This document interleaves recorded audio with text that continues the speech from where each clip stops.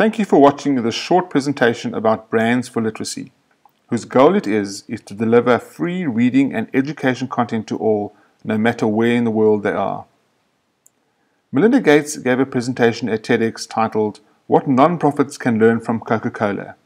And essentially what the talk discussed was, how is it you can get a Coke in the most remote areas of the world, but we can't deliver vaccinations to save people's lives? The same can be said about education content.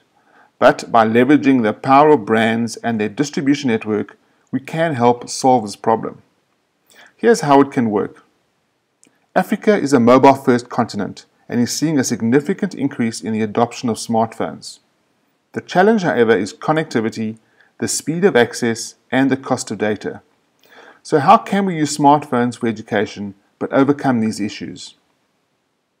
I've been working with a software plugin which converts 2 pages of A4 text into a high-density code, which, once scanned via a free app, converts the code back into 2 pages of text on the handset without having to connect to the internet, so no data charges are incurred. This small code can be printed on products, packaging, marketing material, magazine ads, newspapers, etc. at very little cost to brands. Here's a few examples. A code printed on hot chocolate can be a bedtime story, or a history lesson on the origins of cocoa, or a geography lesson on where cocoa is grown. The code can also be generated in different languages, so the bedtime story can then be available in multiple languages, which is really cool. The content can of course be anything, from education content to recipes, product instructions, how-to guides, nutritional facts, healthcare information, etc. And as South Africa has 11 official languages, having content available in your mother tongue is a huge advantage. Medicine inserts can have all 11 official languages as codes.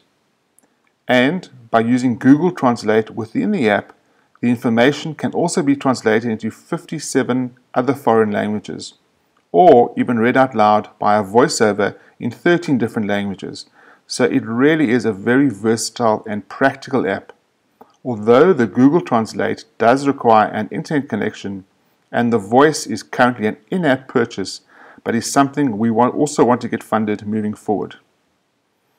In the same way, we could print multiple language codes in one copy of an English book, where every third page would then contain the multiple language codes, which many learners can then scan and have the content stored on their smartphone to be read anywhere, anytime. So it really is an awesome app, and we want brands to participate by printing these codes on their products, packaging, and marketing material, thereby distributing huge amounts of free content in multiple languages to reach even the most remote schools of the world, as Coca-Cola does. Although the app does not require an internet connection or use data to scan and convert, it does of course require a smartphone, which can be a challenge for disadvantaged learners. We are working with a number of local and international companies to provide us with recycled smartphones, which we would donate to disadvantaged learners. We would install the app as well as some free education content before we distribute these to learners. Besides printing the codes on packaging, documents with the codes can also be emailed and printed on demand, or if they can't be printed, they can be scanned off a computer screen or even TV sets, so the codes can even be broadcast or displayed via digital signage. They can also be distributed via low-cost tablets where learners can then simply scan them off the screen. We are setting up a facility in Cape Town which will receive and prepare the donated smartphones, as well as source content, provide a translation service, and create the codes which we provide to brands. I believe that we can make a significant contribution to education and reading globally by getting brands, businesses, and individuals to support Brands for Literacy. Recently, a first-of-its-kind brand conference was held in South Africa titled Go Do Good, and focused on what is referred to as the purposeful marketing revolution.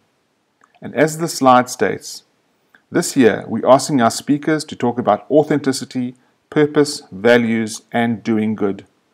How can brands, marketers, and agencies leverage the power of technology and the consumer's desire to deal with brands they respect.